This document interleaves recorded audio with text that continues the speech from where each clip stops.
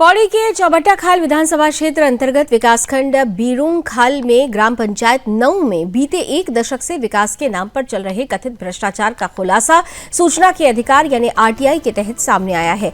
यह खुलासा किसी राजनीतिक दल ने नहीं बल्कि गांव के ही निवासी उम्मेद सिंह रावत ने दस्तावेजों के माध्यम से किया है। आरटीआई से सामने आई जानकारी के अनुसार ग्राम पंचायत की सत्ता वर्ष 2014 से अब तक एक ही परिवार के इर्द गिर्द घूमती रही है। वर्ष 2014 से 19 तक बीना देवी प्रधान रही। 2019-2025 तक मंगल सिंह प्रधान बने और वर्तमान में फिर से बीना देवी प्रधान हैं।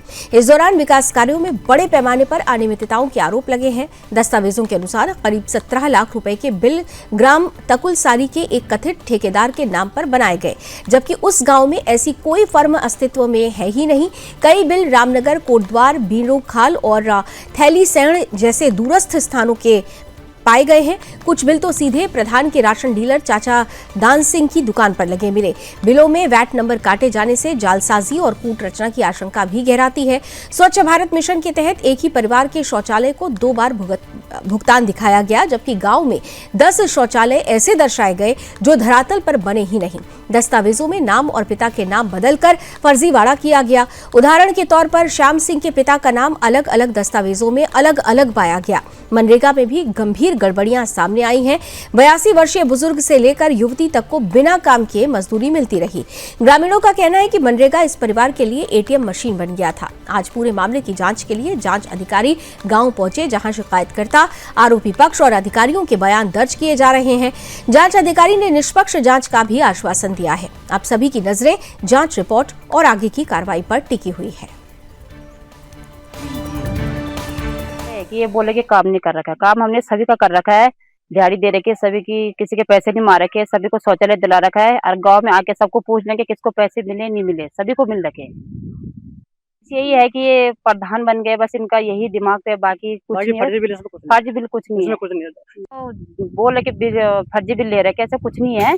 काम करवा रखा है, दिहाड़ी के पैसे दे रखे, किसी का पैसा नहीं मार रखा है, सभी शौचालय सभी को दिला रखे है, सभी के पैसे आ रखे।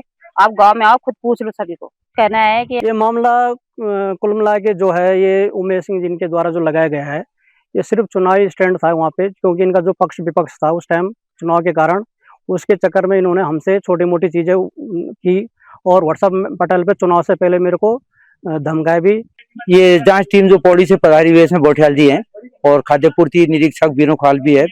तो उमेश सिंह जी द्वारा जो आरोप लगाए थे वो पूरे निराधार हैं और हमारे जो बिल लगाए गए थे वो पूरे जीएसटी पेड है, वो गलत है, सब गलत बताया गया इसमें।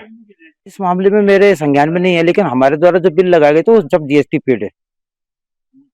वो ग्राम सभा का है, लेकिन जो आरोप लगाए हैं वो सब निराधार हैं और इसकी जांच जो चल रही है उससे सब पता चल जाएगा। इस मामले में हम लोग कुछ कह नहीं सकते कि ये सही है या गलत है, लेकिन जांच होने पे ही पता चल पाएगा कि क्या सही है या गलत है। हाँ, दुकान हमारी है, दुकान तो कोई भी खोल सकता है। मैं इस प्रधान के जो 10 साल के कार्यकाल प्रकरण में शौचालय प्रकरण, कुछ प्रकरणों, मेरी जांच को हर जगह दबाया जा रहा था।